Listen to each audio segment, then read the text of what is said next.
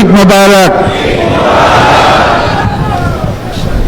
আজকে বাংলাদেশের প্রতিটি গ্রামে, প্রতিটি বাজারে, প্রতিটি গঞ্জে, প্রতিটি শহরে ঈদের জামাত অনুষ্ঠিত হচ্ছে। আমরা জাতির পক্ষ থেকে জামাতে যারা যেখানে শরীক হয়েছেন তাদেরকে ঈদ মোবারক জানাচ্ছি। একটু জোরে বলেন, তারা যেন সবাই শুনতে পায়। যারা ঈদের জামাতে শরীক হবার সুযোগ পান নাই তাদেরকেও আমরা ঈদ মোবারক জানাচ্ছি, সেটাও জোরে ঈদ মোবারক দেন। আমাদের মা বোনেরা, মহিলারা যারা ঘরে আছেন তাদেরকেও আমরা জাতির পক্ষ থেকে ঈদ মোবারক জানাচ্ছি। আমাদের প্রবাসী শ্রমিকরা যারা বিদেশে আছে, সারা বছর কষ্ট করেছে, আজকে হয়তো ঈদের জামাতে যেতে পারবেন কিংবা যেতে পারবেন না, কিন্তু জাতির পক্ষ থেকে আমরা তাদেরকেও ঈদ মোবারক জানাচ্ছি। যারা বাংলাদেশিরা আছেন পৃথিবীর বিভিন্ন দেশে, জাতির পক্ষ থেকে তাদেরকে আমরা বলে যাইনি, তাদেরকেও আমরা ঈদ মোবারক জানাচ্ছি। যারা হাসপাতালে আছে, রোগী, বিভিন্ন কারণে ঈদের জামাতে যেতে পারেন নাই, তাদেরকেও ঈদ মোবারক জানালাম। ঈদ দূরত্ব ঘুচানোর দিন,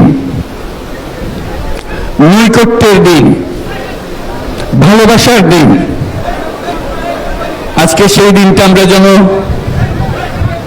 গভীর ভালোবাসার সঙ্গে উদযাপন করতে পারি, সেই মেসেজ আমরা যেন সবার কাছে পৌঁছে দিতে পারি। আজকে একটা অটুট ঐক্য গড়ে তোলার দিন, এবং আমরা স্থায়ীভাবে ঐক্য গড়ে তুলতে চাই। ঈদের জামাতের এটাই আমাদের কামনা। আজকে মোনাজাত হবে, মোনাজাতে আমরা অবশ্যই যেন স্মরণ করি, আল্লাহর কাছে প্রার্থনা করি আমাদের এই নতুন বাংলাদেশ গড়ার যারা সুযোগ দিয়েছে, যে বীর সন্তানরা আত্মাহুতি দিয়েছে, আল্লাহ যেন তাদের রূহের মাগফিরাত দেন, তাদের শান্তি দেন। আমরা তাদের মোনাজাতে সেটা যেন আমরা অংশ রাখি। আর মোনাজাতে যারা আহত হয়েছেন, যারা স্বাভাবিক জীবন থেকে বিচ্যুত হয়ে গেছে,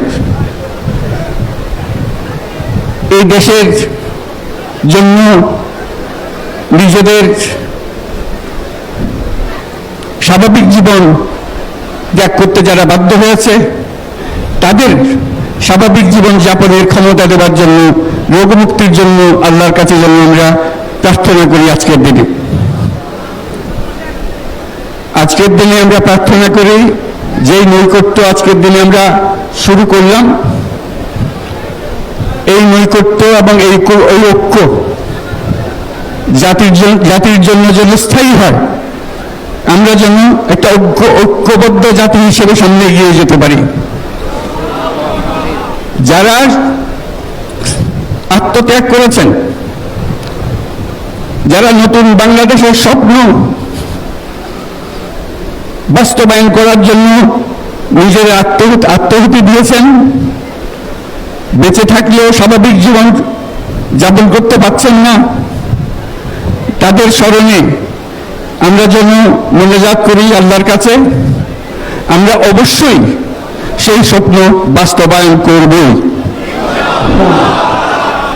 শত বাধা সত্ত্বেও, যত বাধাই আসুক, আমরা ঐক্যবদ্ধ জাতি হিসেবে এই নতুন বাংলাদেশ গঠন করব ইনশাআল্লাহ।